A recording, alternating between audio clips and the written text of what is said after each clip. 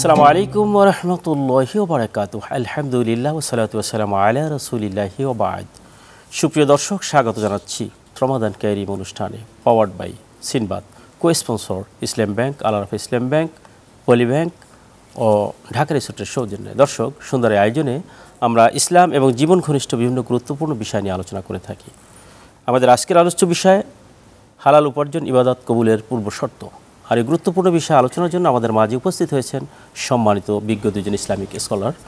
প্রথমে রয়েছেন doctor Salem Uddin, AVP ইসলাম bank Bangladesh. আসসালামু আলাইকুম। ওয়ালাইকুম আসসালাম স্যার, কেমন আছেন? আলহামদুলিল্লাহ, আপনি ভালো আছেন? আলহামদুলিল্লাহ। এরপরেই রয়েছেন জনাব AQM Shafiullah, EVP and chief, Islami banking division, NCC bank. জি, আসসালামু আলাইকুম। ওয়ালাইকুম আসসালাম স্যার, কেমন আছেন? আছি আলহামদুলিল্লাহ। স্যার, প্রথমে আপনার কাছে আসবো যে ইবাদত কবুলের পূর্ব শর্ত তো হালাল উপার্জন, তো এই ব্যাপারে যদি আপনি কোরআন এবং সুন্নাহর দৃষ্টিতে বলছেন। জি, সম্মানীয় উপস্থাপক, আপনাকে ধন্যবাদ। ইবাদত কবুল হওয়ার জন্য হালাল রোজগারটা শর্ত। দেখেন, আল্লাহ তাআলা হচ্ছেন পবিত্র। ইন্দাল্লাহ তয়্যিব লা ইয়াকবালু ইল্লা তয়্যিবান। আল্লাহ পবিত্র ছাড়া কোনো জিনিস গ্রহণ করেন না। এটা হচ্ছে আল্লাহর কনস্টিটিউশন, আল্লাহর নিজাম, অথবা আল্লাহ তার সংবিধানকে এভাবে লিপিবদ্ধ করেছেন যে আল্লাহ তাআলা অপবিত্র কোনো কিছু গ্রহণ করবেন না। এবং আমরা ইবাদতের যদি কথা ধরি, ইবাদত হচ্ছে পূর্ণাঙ্গ দাসত্ব আল্লাহর কাছে, টোটাল সাবমিশন। এবং আপনি একজন পবিত্র সত্তার কাছে সাবমিশন করবেন, আপনার ফোরহেডকে বা আপনার পুরা শারীরিক, মানসিক, আর্থিক সব কিছু তার জন্যে ঝুঁকিয়ে দিবেন। এটা অবশ্যই পবিত্র হওয়া শর্ত।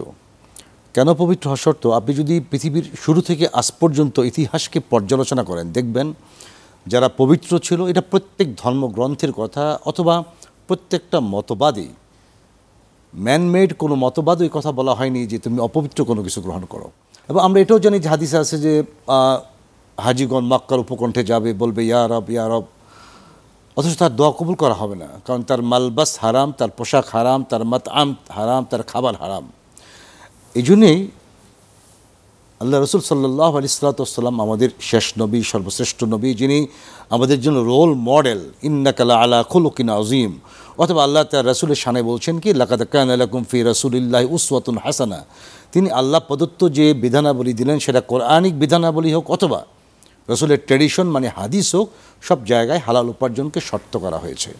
কেন করা হয়েছে? কারণ আল্লাহ পবিত্র, আল্লাহ অপবিত্রতা গ্রহণ করেন না। এই হালাল হওয়ার জন্য কয়েকটি শর্ত আছে। একটা হচ্ছে আপনি যে উপার্জনটা করবেন সেটা সাবজেক্ট ম্যাটার। যেমন আপনি একটা মোবাইল ইউজ করবেন, মোবাইল, আমি যদি বলি বেসিক্যালি মোবাইলটা হালাল, সুতরাং সাবজেক্ট ম্যাটারটা হালাল। আপনি মোবাইলটা যে পারচেস করবেন সেটা হালাল টাকায় পারচেস করতে হবে। তাহলে the way you are acquiring the wealth or that mobile, it must be হালাল। অর্থাৎ প্রোডাক্টের হালাল, প্রোডাক্টের রিসিভ করা এবং প্রোডাক্টে ব্যবহার করা, এক্স্যাক্টলি, প্রোডাক্টের যে এক্সপেন্ডিচার, যে তার ইউজেস বা তার আমরা ব্যবহার বলি, সেটা হালাল হইতে হবে। এই মোবাইল দিয়ে যদি আমি কাউকে অপকর্ম করতে বলি অথবা খারাপ ইনস্ট্রাকশন দিই, তাহলে তার ব্যবহারটা কি হারাম হয়ে গেল। এই তিনটা জিনিস যদি আমরা মেনটেন করতে পারি, এবং দেখেন আপনি হালালে বরকত আছে। তামাম পৃথিবীতে যারা হারাম উপার্জন করে বা হারামে নিজকে নিবিড়ভাবে জর্জরিত করে রেখেছে, তারা কি শান্তিতে আছে? নাই। দিন শেষে যারা হালাল উপার্জন করবে, এবং হালাল উপার্জনকে যেহেতু কন্ডিশন করে দেওয়া হয়েছে শরিয়ায়, এটা যারা মানবে তাদের জীবনটা কী হবে? শান্তিময় হয়ে থাকবে। এবং এছাড়া ইসলাম যে কাজটা করেছে, হারাম উপার্জন করার যতগুলো পথ আছে সেটা ইসলাম নিষিদ্ধ ঘোষণা করেছে। চমৎকার করে বলছিলেন। আমরা আপনার কাছে ফিরবো। দর্শক, আলোচনার পর্যায়ে সময় হলে একটু বিরতি নেওয়ার, ফিরছি একটু পরেই, ততক্ষণ আমাদের সঙ্গেই থাকুন।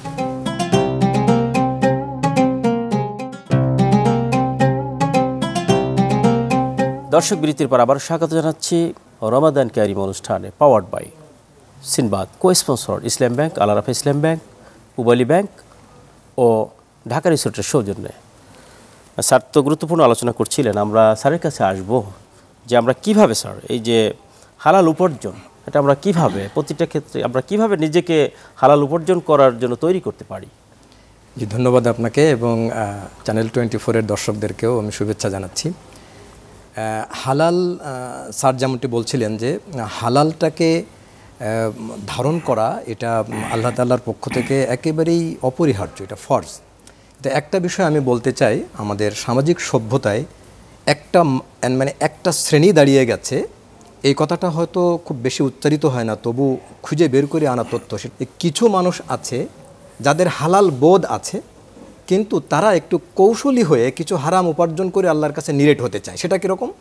সেটা হলো এরকম, যেমন অনেকে আছে বেতনের টাকা সঞ্চয় করে রাখে যে এই টাকা দিয়ে হজে যাবে, কারণ হজ হালাল টাকা ছাড়া হজ আল্লাহ কবুল করেন না। এই চিন্তা থেকে বেতনের টাকা, যেহেতু সেটা তার কর্মের পারিশ্রমিক, সেই হিসেবে সেটা রাখে। কিন্তু তারা কিন্তু দুর্নীতির টাকা, ঘুষের টাকা সেটা আলাদাভাবে সংরক্ষণ করে, সেটা দিয়ে তারা আপনার বাজার করে বা অন্যান্য প্রয়োজনীয় জিনিসগুলো চালায়। তারা অত্যন্ত চালাকি করে এখানে। প্রতিটা কর্মই যে হালাল হতে হবে সেই অনুধাবন শক্তি হয়তো নেই, অথবা এটা আল্লাহর সঙ্গে ওই যে সপ্তাহ শনিবারের যে ঘটনা অনেকটা চালাকি করা। কিন্তু আসলে আল্লাহ তাআলা যে এর চাইতে বড় চালাক, এবং এই চালাকি আল্লাহর কাছে যেন কোনো মূল্য নেই, এই বোধটুকু থেকে তারা দূরে আছে।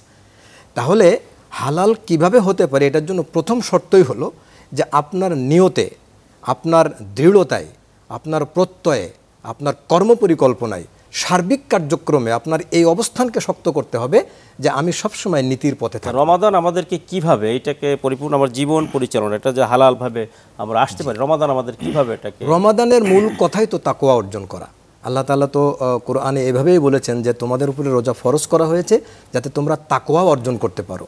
এখন এই তাকওয়াই কিন্তু হালাল অর্জনের সবচেয়ে প্রথম এবং মূল শক্তি। তাহলে তাকওয়াকে যদি আমরা ধারণ করতে পারি, আপনি যেমন আমাদেরকে জীবনের প্রতিটা ক্ষেত্রে সংশোধন তো যেহেতু হালাল উপার্জন জীবনের একটি বিগ পার্ট, অর্থাৎ উপার্জন হালাল ছাড়া কোনো ইবাদত কবুল করা হবে না। হালালের উপরে অবলম্বন করে দিন যাপন করা এবং জীবনটাকেই পার করে দেওয়া আমাদের পক্ষে। মানে রমাদানের যে দাবি যে নিজেকে পরিশুদ্ধ করা, কদ আফলাহা মান তাযাক্কা, যে সফলতা অর্জন করলো সে যে পবিত্র হলো, নিজেকে আত্মশুদ্ধি করলো।